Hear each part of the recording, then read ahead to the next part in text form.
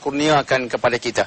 Semoga udara kurniaan ilahi ini akan menambahkan lagi aktiviti kita pada pagi yang permai ini. Sebenarnya badan kita ini ada satu pusingan seperti pusingan jam, dikenali sebagai pusingan biologi. Mengikut kajian saintifik, di sebelah paginya badan kita mengeluarkan hormon-hormon kecergasan untuk kita manfaatkan pada pagi ini dan seterusnya selepas itu. Semoga insya-Allah pada pagi ini hormon itu telah keluar untuk mencerdaskan kita, insya-Allah. Dan pada pagi ini, tuan-tuan dan puan-puan yang dimuliakan, saya akan berbicara dalam mukadimah ini tentang satu tajuk yang bertajuk menguasai dua ayat, insya-Allah.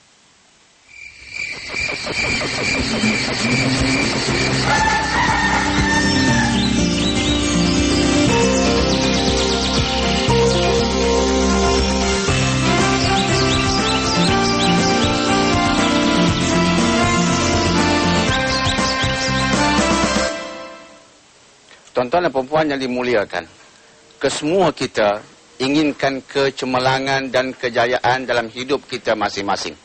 Tidakkah itu menjadi agenda penting dalam hidup kita? Maka Al-Quran mengutarakan satu formula kepada kita. Formula kejayaan sebenarnya. Dan ia berkaitan dengan menguasai dua ayat. Apakah yang kita maksudkan dengan menguasai dua ayat? Yang kita maksudkan pertamanya ialah menguasai ayat-ayat Quran. Sebagai contoh dalam Al-Quran, dalam surah Al-Ankabut ayat 45, Allah Subhanahu wa taala berfirman, "Utlu ma uhiya ilaika minal kitab." Maksudnya, bacalah apa yang Allah turunkan kepadamu dalam kitab. Maka ini langkah pertama menuju kejayaan. Kita perlu mendekati wahyu. Dan semua kita, saya yakin, meyakini bahawa Al-Quran merupakan mukjizat. Kita pernah mendengar kalimat mukjizat? Sudah pasti. Kita pernah mendengar sebagai contohnya Nabi Musa, tongkatnya bertukar menjadi ular. Suatu yang pelik, suatu yang luar biasa. Dan ini kita yakini. Maka Al-Quran sebenarnya seumpama itu. Ia suatu yang unik. Dan ia merupakan ayat-ayat Allah. Maka orang yang cemerlang, gemilang, terbilang, asasnya ialah Al-Quran. Mereka mesti mendekati Quran. Bagaimana kita mendekati Al-Quran? Dengan kita membaca dan memahaminya. Maka itulah penguasaan pertama yang perlu ada pada kita, insya-Allah. Saya nak mencadangkan pada tuan-tuan dan puan-puan, terutamanya pada anak-anak kita, jika boleh setiap hari, bacalah Quran sedikit sebanyak. Dalam kesibukan, carilah kelapangan. Pasti ada kelapangan dalam kesibukan. Maka, bila kita mencari, kita akan memperolehi. Bila kita mencari masa untuk mengaji Al-Quran, Allah berikan masa. Kalau kita tidak mencari, kita takkan dapat. Maka, carilah masa untuk duduk membaca Quran. Maka dengan itu, kita mendekati ayat-ayat Allah Subhanahu wa ta'ala. Itu yang pertama. Penguasaan yang kedua ialah penguasaan ayat alam. Ini suatu yang pelik. Bagaimana di alam ini ada ayat? Sebenarnya, itulah hakikatnya.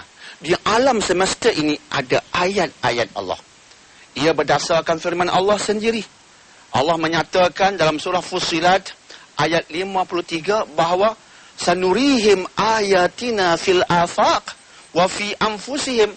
Kami akan tunjukkan ayat-ayat kami di ufuk alam dan dalam diri mereka sendiri. Bila saya membuka kamus, sebagai contohnya Hans Wehr, A Dictionary of Modern Written Arabic, saya melihat maksud ayat. Salah satu maksudnya ialah tanda-tanda. Lantas bila kita katakan menguasai ayat Allah yang kedua ini, ia bermaksud menguasai tanda-tanda kebesaran Allah di alam semesta. Maka ini perlu juga kita kuasai. Bila kita himpunkan apa yang Dr. Daniel katakan tadi, ia bermaksud, pertamanya kita mesti mendekati Al-Quran, membaca dan memahaminya. Dan yang keduanya, kita mesti juga menguasai ilmu semasa. ilmu yang semasa berkaitan dengan sains, ilmu semasa berkaitan dengan geografi ataupun ilmu alam, ilmu semasa yang berkaitan mungkin dengan biologi, yang berkaitan dengan kimia, yang berkaitan dengan fizik. Sebab kesemua ilmu-ilmu semasa ini, ilmu-ilmu moden ini sebenarnya merupakan hujah-hujah tambahan yang akan menampakkan kepada kita betapa agungnya Quran, betapa hebatnya Islam, sehingga natijahnya ia mendatangkan satu ledakan iman di hati kita. Ledakan yang melahirkan kedamaian, ketenangan dan akhirnya kekhusyukan dalam hidup. Ketika orang menghadapi masalah dan ketika itu ia tidak tenang, kita tenang. Ketika manusia berhadapan dengan pelbagai kegawatan, dia tidak damai, kita damai. Disebabkan kita mendekati wahyu Allah yang kaya dengan pelbagai formula, disebabkan kita menguasai pelbagai ilmu, termasuk antaranya ilmu semasa. Justru, tuan-tuan dan puan-puan yang dimuliakan, mari kita menguasai dua ayat. Mari kita mengaji Al-Quran, mari kita memahami isi-isi Al-Quran, dan mari kita belajar ilmu-ilmu semasa, apatah lagi ilmu-ilmu yang berkaitan dengan alam. Dan ilmu-ilmu itu juga merupakan ilmu-ilmu yang dalamnya ada ayat Allah. Ayat Allah di sini bermaksud tanda-tanda kebesaran Allah Subhanahu wa taala. Di sebalik gunung ganang ada tanda kebesaran Allah. Di sebalik awan ada tanda kebesaran Allah. Di langit sana ada tanda kebesaran Allah. Dalam badan kita ada tanda kebesaran Allah. Maka itulah ayat-ayat yang perlu juga kita kuasai insya-Allah. Semoga dengan itu akhirnya kita akan menjadi insan yang cemerlang dan gemilang insya-Allah. Kita akan kembali semula. Tuan-tuan dan puan-puan yang dimuliakan, kita bertemu semula. Oleh sebab hujah-hujah yang saya sebutkan tadi, maka Islam dalam pembahagian ilmunya mengatakan bahawa ilmu terbahagi kepada dua. Pertamanya ilmu fardhu ain yang merupakan ilmu asas yang wajib dikuasai oleh kesemua orang Islam, dan keduanya ilmu fardhu kifayah, iaitu satu ilmu ataupun bidang-bidang ilmu yang perlu dikuasai oleh sebahagian umat Islam di lapangan mereka masing-masing, mewakili umat Islam yang lain. Bila kita sebutkan tentang ilmu fardhu ain, maka ia berkaitan dengan ilmu agama yang asas. Dan ia juga berkaitan sudah pastinya dengan Al-Quran, yang boleh kita kaitkan dengan ayat-ayat Quran yang saya sebutkan tadi. Dan bila kita bicarakan tentang ilmu fardhu kifayah, seperti yang Al-Ghazali sebutkan dalam kitab Ihya Ulumuddin, ia dibahagikan kepada ilmu fardhu kifayah di bidang syariah dan juga ilmu fardhu kifayah di bidang yang bukan syariah. Maka berkaitan dengan ilmu yang bukan di bidang syariah, ianya begitu luas, termasuk yang berkaitan dengan sains dan teknologi. Justru umat Islam yang hebat sebenarnya, dia boleh menguasai Al-Quran, menguasai ilmu agama, dan dia juga boleh menguasai ilmu semasa, termasuk ilmu sains dan juga teknologi. Dan inilah sebenarnya acuan yang hendak dihasilkan oleh Islam.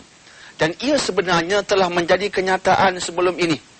Tuan-tuan dan puan-puan mungkin pernah mendengar kegemilangan bumi Andalus sebelum kita. Bumi Andalus sebelum ini merupakan bumi Spanyol. Dan bumi Andalus ini berjaya melahirkan saintis-saintis agung yang namanya seperti Ibnu Sina, Al-Farghani, Ibnu Batuta, Al-Farabi, Al-Razi, Az-Zahrawi, Al-Ghazali, Thabit Ibnu Qurra, dan ramai lagi. Yang nama-nama ini disebutkan oleh George Sutton dalam buku beliau yang bertajuk Introduction to the History of Science.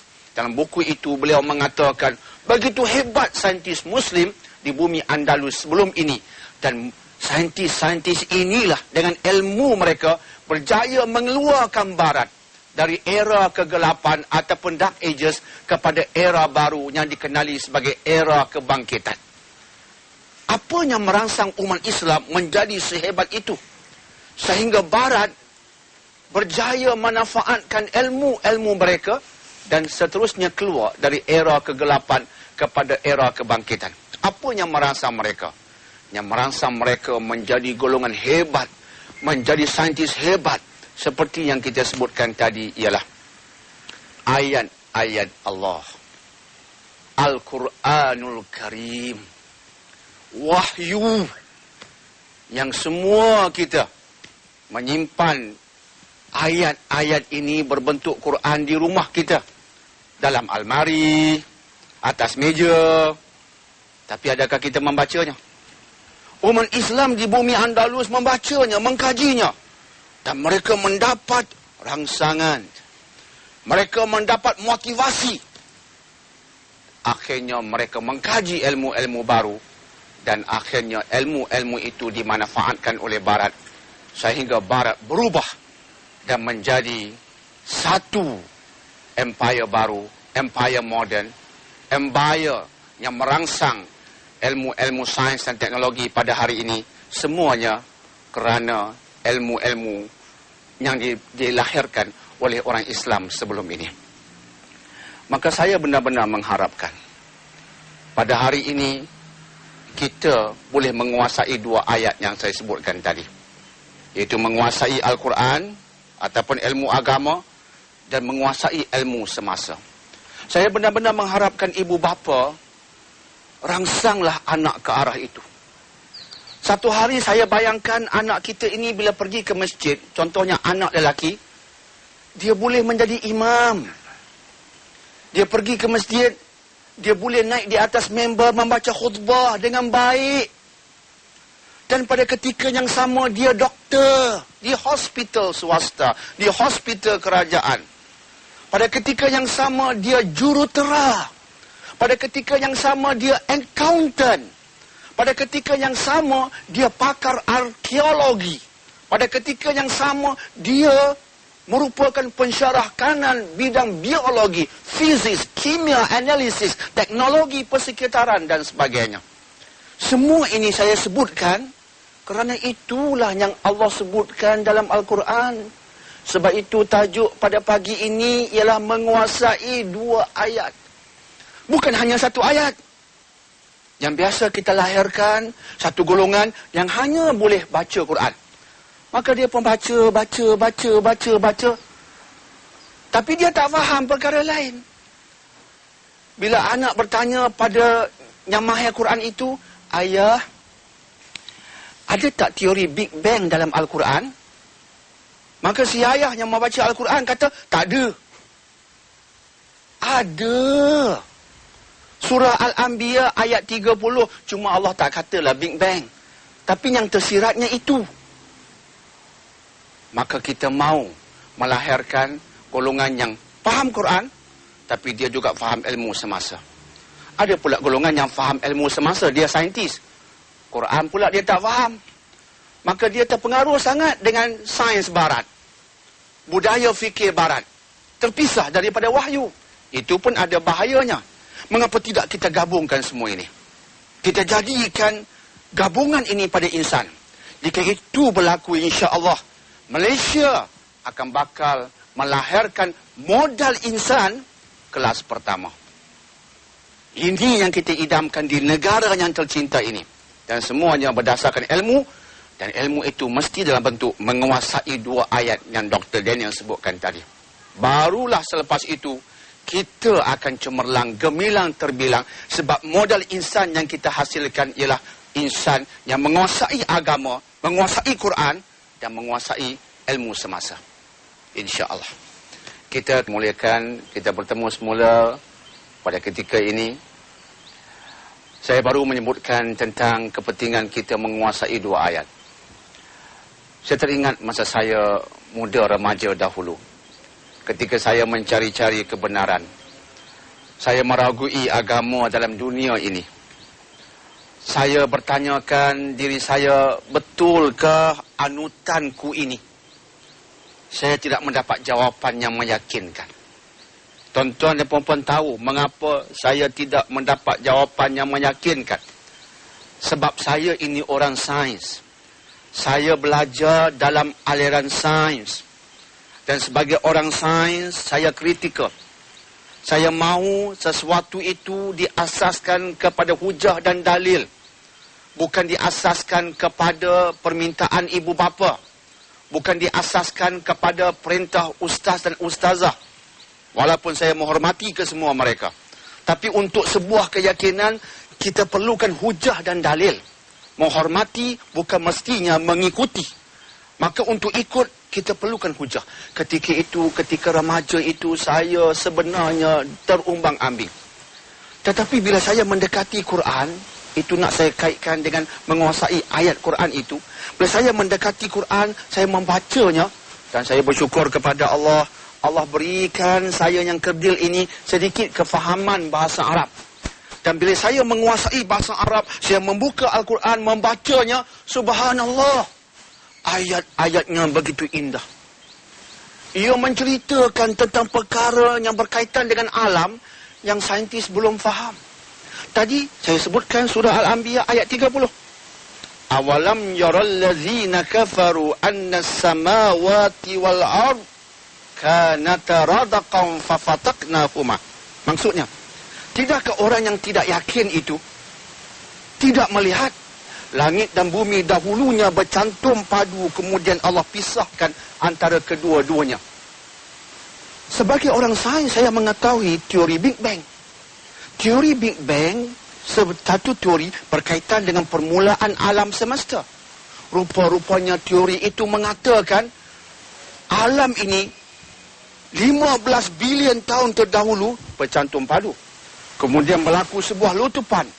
Selepas berlaku letupan itu, barulah terhasilnya bintang-bintang dan kemudian yang bumi yang cantik yang kita huni pada hari ini.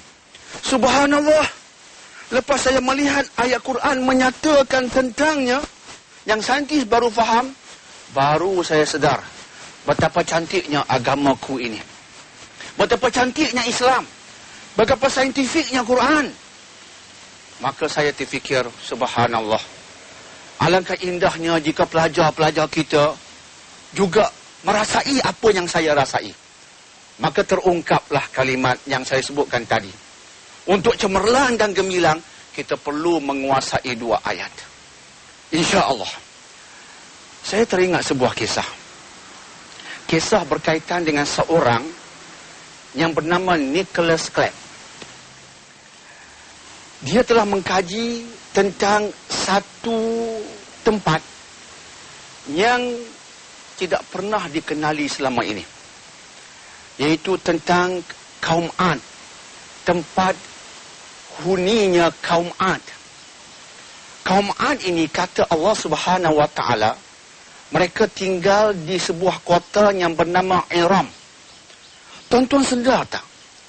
Buku ilmu alam kita tidak pernah menceritakan tentang kota Iram ini. Sejarah tidak pernah menukilkan tentang Ad di Iram. Kitab-kitab agama lain tidak pernah bercakap tentang Iram. Ia seolah-olahnya hanya dinyatakan oleh Quran, tapi tidak pernah disebutkan oleh semua buku lain. Maka orang mengatakan, oh, Quran bercakap bahasa dongeng. Ini satu tempat yang semua orang tak tahu tentangnya. Maka oleh kerana semua orang tak tahu, maka kenyataan Quran tak boleh kita terima. Tapi Alhamdulillah, seorang yang bernama Nicholas Clegg telah membuat kajian dan dia telah mengkaji Quran. Selepas dia mengkaji, akhirnya dia meminta bantuan NASA untuk melihat dari atas dan mereka dapat kesan sebuah kota yang tak pernah dikenali sebelum ini. Selepas dikorek, mereka terkejut. Ia selari dengan apa yang Quran katakan. Apa yang Quran katakan tentang kota Iram? Quran katakan, Irama Zatil Imad. Irama Zatil Imad bermaksud kota Iram ini dipenuhi tiang-tiang tinggi. Itu yang mereka temui. sebuah kota yang dipenuhi tiang-tiang tinggi seperti yang Quran sebutkan, dan kajian seterusnya mengesahkan itulah kota kaum Ad yang bernama Iram. Masya Allah. Bila kita menemui kenyataan ini, iman kita melonjak. Kita mengatakan subhanallah, rupa-rupanya kalimat Allah, ayat Allah ini relevan. Dunia tidak pernah mengetahuinya, hanya Quran menyatakan tentangnya dan Quran benar. Melonjak iman kita, tuan-tuan dan puan-puan. Selepas ilmu semasa menunjukkan Quran benar. Tapi ilmu semasa kena membantu. Kalau sekadar kita mengaji Quran, kita pun mungkin terpedaya dan mengatakan, saya baca tentang kotak Iram, saya tak tahu benar ataupun tidak, tapi saya baca saja. Tapi dengan ilmu semasa dikaitkan dengan ayat Allah, ia bukan sekadar membaca, tapi ia mendatangkan keyakinan, melonjakkan iman. Ini yang kita mahu. Justru sebagai akhir kalam, mari kita melahirkan insan yang mampu menguasai dua ayat. Kuasailah ayat-ayat Allah yang agung. Dan jangan berhenti di situ. Kuasailah juga ayat-ayat tentang alam, ilmu-ilmu yang menampakkan tentang tanda-tanda Allah di alam semesta, iaitu di langit, di bumi, dan dalam diri kita masing-masing. Selepas itu insya-Allah modal insan kita menjadi hebat. Kita akan cemerlang, gemilang, dan terbilang. InsyaAllah.